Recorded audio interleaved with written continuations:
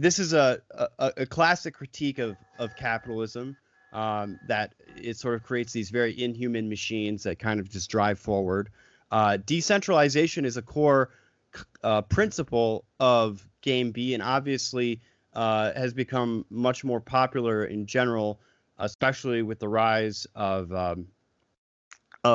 let's say blockchain technology, cryptographic ledgers, distributed databases, essentially.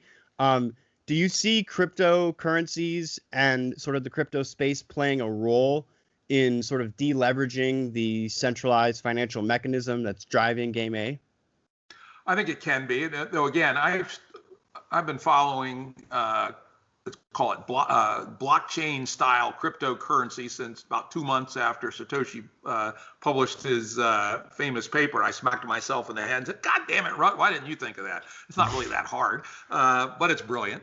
On the other hand, I do think that we've gotten way too over-invested in that one narrow definition of new forms of communication and signaling. And so I think that new forms of coordination signaling are certainly part of what's going to make Game B come into emergence and allow it to cohere. But whether it's cryptocurrency based on the current approaches, I have my doubts, right? They have lots and lots of functional problems. They have some what I would call deep moral problems. In fact, Bitcoin is probably exactly wrong on almost every dimension to be what we'd actually want in the future. I mean, it was modeled on gold and has all the vices of gold and some new ones. For instance, what is the actual single use case for Bitcoin where it's superior to all other methods of doing business? Ransomware. It's the only one, right? That I could argue. Now, Ethereum takes us to a new place. Now, I think Ethereum is a very interesting opening into the world of the future. And the thing that distinguishes Ethereum from Bitcoin is the ability to write relatively complete contracts in a programming language, which allow you to do a fair amount in the blockchain and on this distributed ledger. And I think that is quite interesting. But on Ethereum, it's got a horrible architecture. It doesn't scale. They talk about all this shit they're going to do to make it scale. It ain't going to happen. We now have some third generation projects like Cardano and Holochain, which are more scalable, but still not as scalable as you might hope.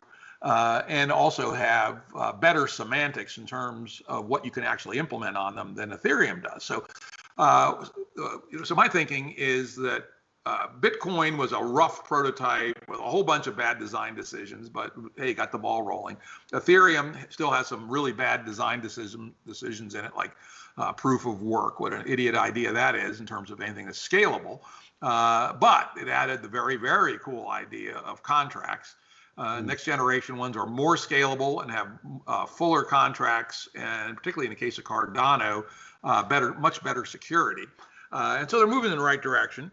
On the other hand, I think that there's some ideology in the current crypto world which keeps it from being more successful, which is a cultural demand for radical trustlessness in the architectures.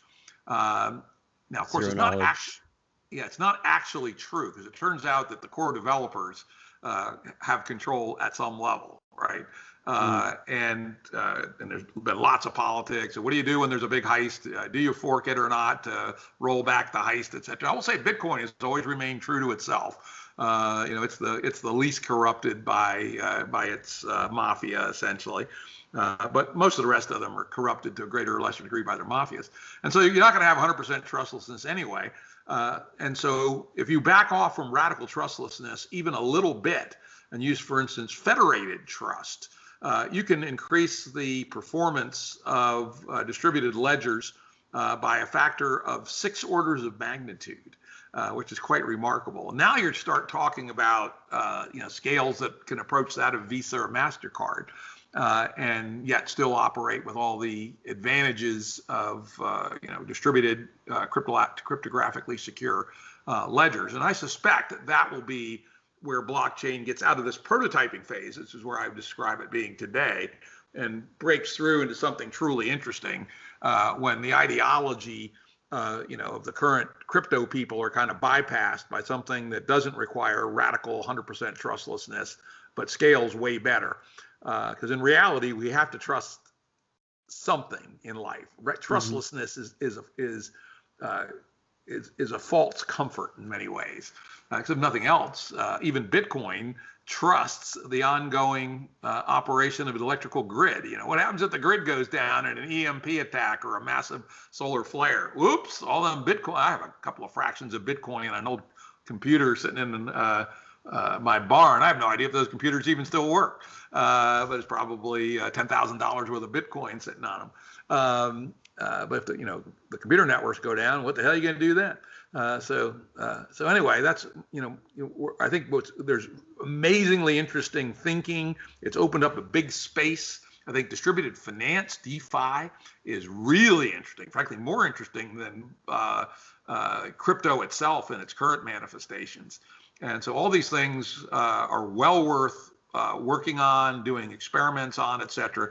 But keep in mind that these are basically just prototypes. Mm-hmm.